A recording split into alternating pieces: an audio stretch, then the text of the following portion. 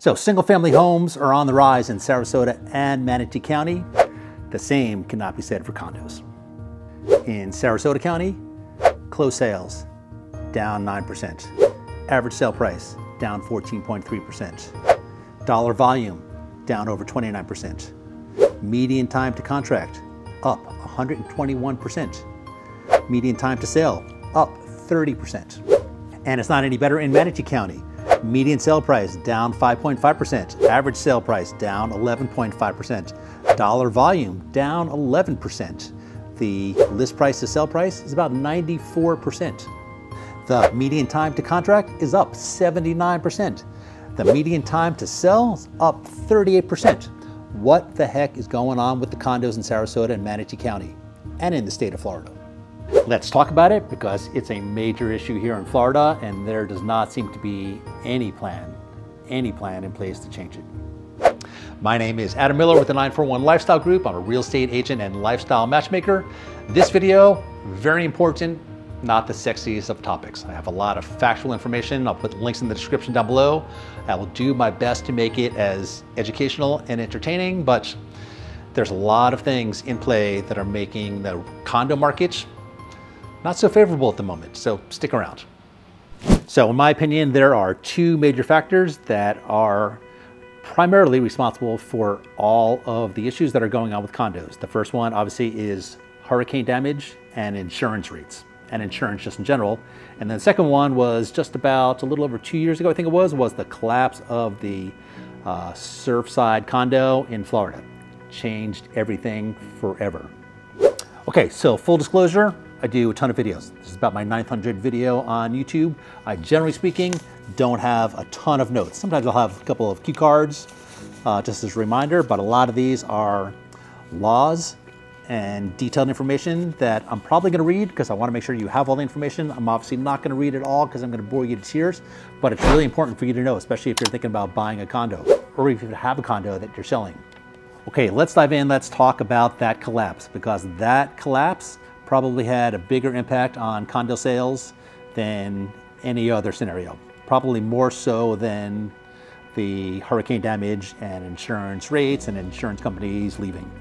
So after that collapse, Florida made legislative changes to ensure that that collapse never happens again. So now the Florida law requires condominium associations and co-ops over 3 stories high to conduct a milestone inspection and a structural integrity reserve study. That's major.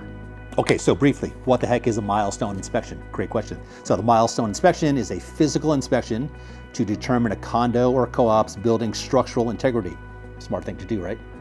So that inspection does one of 3 things: identify any substantial structural deterioration and recommend repairs, state whether unsafe or dangerous conditions are observed, and 3, recommend any remedial or preventative repairs for damage that are not considered to be substantial structural deterioration. So who is this for? In the initial legislative change, milestone inspections were required for condos and co-ops that have been occupied for 30 years or more, or occupied for 25 years or more, and located within 3 miles of the Florida coastline, which, to be honest, that's probably where the vast majority of condos are in Florida.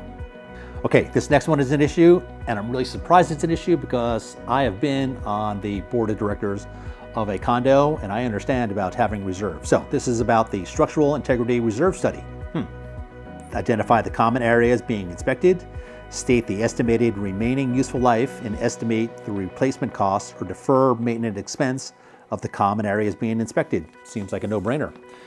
Number 3, provide a recommended annual reserve amount that achieves the estimated cost of replacement or deferred maintenance expense of each of the common areas. And this one is honestly just incredible because not only have I sold a ton of condos, like I said, I was on a board.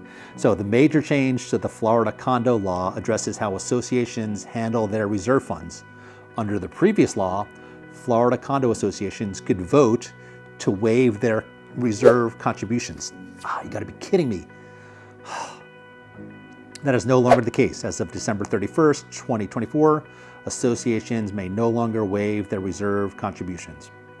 Okay, let me talk really quick about what a reserve fund is. Like I said, I was on the board of a condo association. Reserves are money set aside primarily for projects that you know are going to happen. So let's just say for a house, not even condos, just your house. You bought a house, it has a 20-year life expectancy on the roof.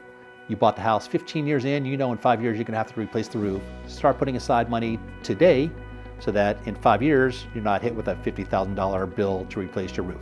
Same thing for the condo. They know what all those expenses are. Now, we're not talking about when there's a storm and you're surprised. We're talking about the stuff that you know in a condo that you're gonna need. Roof replaced, right? You might need to update the plumbing or the electric. You might have to pave the parking lot. You may have to redo the roof. You may have to paint the buildings. You know all those costs. That's the reserve cost. Okay, and those structural integrity reserve studies, they must be completed at least every 10 years. Okay, I'm not gonna go through any more of that one, but to me, that's a good thing. Condo associations should be, I hate to say forced, but clearly they need to be forced to put aside reserves for future projects. What happens with that one? That's why homeowners association fees go up, because homeowners associations have been mismanaged and they don't have that money set aside for future projects. Okay, the second thing that is having a major impact on condo sales here is insurance. Obviously, you don't need me to tell you, there has been a bunch of hurricanes in the state of Florida, done a tremendous amount of damage, tremendous amount. Most of the insurance companies have either left or jacked up their prices to the point where most homeowners, a vast majority of homeowners, can't afford the insurance. That's a big problem.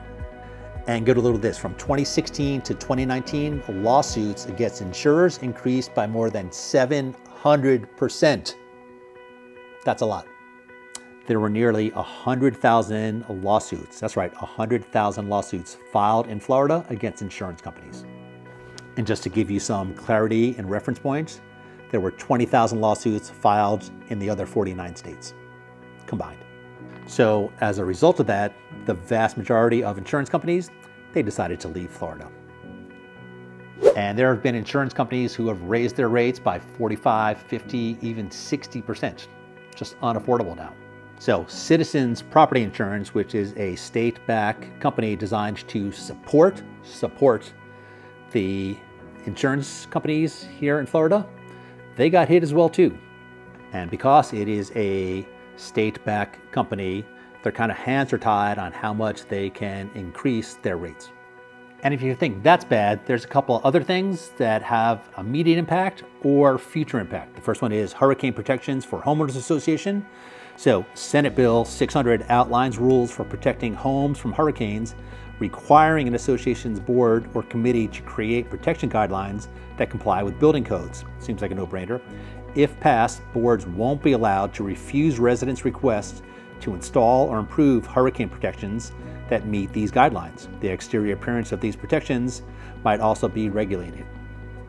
And this next one, I'm super interested to see how this has an impact probably in the future. It's called SB 280. It's a newly proposed legislation designed to equip local governments with the essential tools to address misconduct in the vacation rental industry across the state.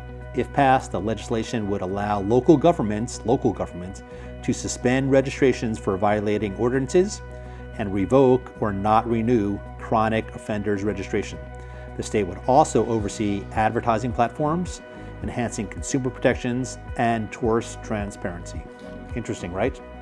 Show of hands, if you stayed at an Airbnb before, you love them and you hate them.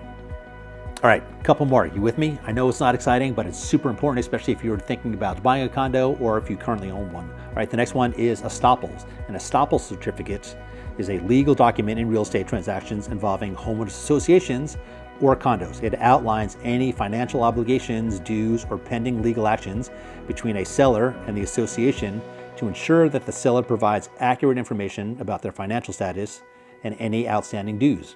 You'd also have to disclose any assessments or any debts related to the property before a sale or a transfer. Now, this document is required in Florida before closing as it protects the buyer by confirming the property's financial standings before completing the transaction. Now, I'm very familiar with this one. The last thing you want to do is buy a condo, especially if it's a vacation rental, right? You have to do the math to see if it makes financial sense. You figure out what your taxes are going to be and your utilities and your mortgage if you have one and your homeowners association fees. But then you also want to be able to know that the homeowners association has $1 million put aside for the roof that has to be replaced in 3 years. right? Because if they don't have that money set aside, and it sounds like a lot of them don't, then there's going to be a special assessment. A special assessment is when the association doesn't have the money and they just say, okay, homeowners, there's 50 homeowners in the condo.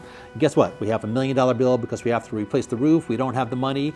Let's just divide that $1 million by 50 homeowners and we'll spread that out over the course of X number of months. Now, in addition to having your homeowners association fee and your taxes and your insurance and everything else that it entails to own and operate a condo, now you have an additional special assessment. So if you're a home buyer thinking about buying a condo, you want to know that before you buy. Now again, I'm familiar with that one. We've helped a lot of buyers buy condos. Here's how that works. The HOAs or the condo associations usually charge a fee to cover the administrative costs of preparing and delivering the estoppel certificate. Makes sense, they're the ones paying for it. Now with Senate Bill 278, the new legislation is preventing associations from charging these fees. So, not surprisingly, the people who are opposed to this legislation argue that the cost would be passed on to the association, thus all owners would have to pay instead of just the owner requesting the estoppel information. Does that make sense? So if I'm the seller and I'm listing my property for sale, I have to request that estoppel certificate and pay for it. Now they're saying that that fee would be passed along to the homeowners association, which in turn gets passed on to everybody else. Just another fee. So I know that was a lot. I do want to wrap up with just a little teeny piece of potential good news. And this is regards to property insurance, which really is just crushingly expensive and making it very difficult for condo owners in particular to be able to afford their place. So despite soaring property insurance premiums, the upcoming session is not likely to address every factor contributing to them. However, some insurance-related issues will be covered. A bipartisan pair of legislators have proposed House Bill 655, a windstorm pilot program to offer condo associations new insurance coverage options through citizens' property insurance. Brilliant, right? All right, continuing on. The proposed measure aims to alter the insurance model, transitioning from covering condo roof replacement costs to their actual cash value, accounting for depreciation. Such a shift in valuation could result in reduced insurance premiums and enhanced resale values, particularly for older condos. So what does it all mean? So condo prices are clearly coming down. They have been coming down. In my professional opinion, I think they are going to continue to come down until all these issues are kind of addressed. But the reality is we are in Florida. We're coming into hurricane season. There are going to be more hurricanes and there's going to be more damage, which is going to be just a big problem all around for condo owners, for condo buyers, for condo sellers, for the insurance companies. So what do you do if you are somebody who owns a condo or somebody who's thinking about buying a condo? So whether you're looking to buy a condo or sell a condo, do me a favor, my contact information is down below. Let's at least start the conversation. Let's figure out whether it makes sense for you to sell the condo. If you're thinking about buying, let's see if it makes financial sense for you to buy a condo. Now, I don't think the condo industry is just going to fall apart and nobody's going to be buying condos ever again. And quite honestly, it might be a good time to get a condo if prices continue to drop. If you have any questions at all about the real estate market in Sarasota, Manatee County, my contact information is down below. If you made it this far, I appreciate you sticking around. I know it was not the sexiest of topics, but it is vitally important because we have a lot of condos here in Florida. It's going to be an issue. Thanks for watching. We'll see you next time, everybody.